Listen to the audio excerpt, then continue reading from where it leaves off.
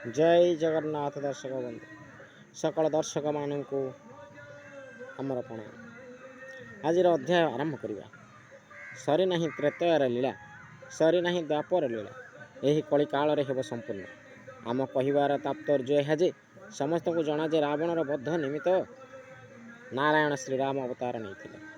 रावण बध सहित अहल्या उद्धार और शूर्पणखा उद्धार हेबार थिला। रावण बध हेबा सहित अहल्या उद्धार हो पारिथिला, किंतु अभिशप्त शूर्पणखार उद्धार हो पारि नथिला।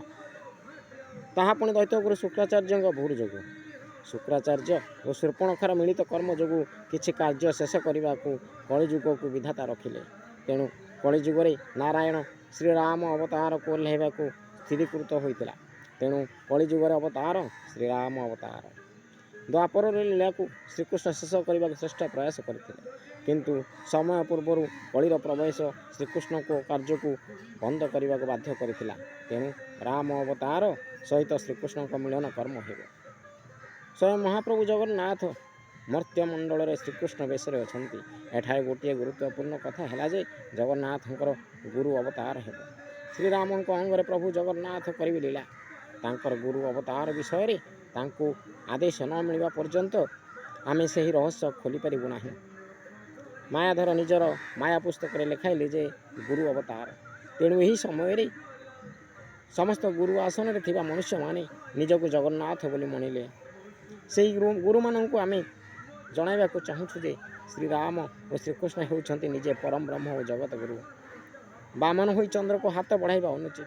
एतत् व्यतीत से माने हेउछंती अनंत सकारात्मक। नकारात्मक होई बृहत सकारात्मक शक्ति को पाइबा को इच्छा करिबा केवल हास्यास्पद कथा। श्रीराम भली हेबा सहज नुहे, किंबा श्रीकृष्ण हेबा सहज नुहे।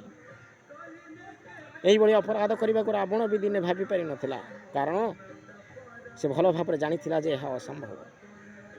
किंतु कलिजुगरे महामूर्ख और महा अहंकारी माने एभली अपराध करने को हीन मान्यतार भावुछंती।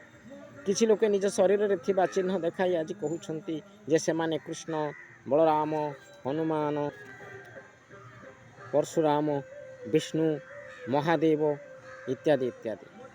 यही प्रकार लोक मानकर विषय बा असल परिचय अच्युतानंद दास निज पुस्तक मानक लिखि जाइछंती। आमर कर्तव्य है यही वीडियो जरिया श्री हरि भक्त मान को भूल दिग को जीवाक अटकाइबा। कारण भविष्य में अनेक मनुष्य माया शक्ति को धारण करी भक्त मान भूल दिग को नहीं से पतन करने को प्रयास करेंगे। आम्भे से क्षांत होगा प्रयास करुछु। आज अध्याय एतिकिरु शेष करुछु। आगामी अध्याय पुनश्च नूतन कथामृत सहित आपण मन सेवारे उपस्थित हेबु। से पर्यंत जय जगन्नाथ प्रणाम।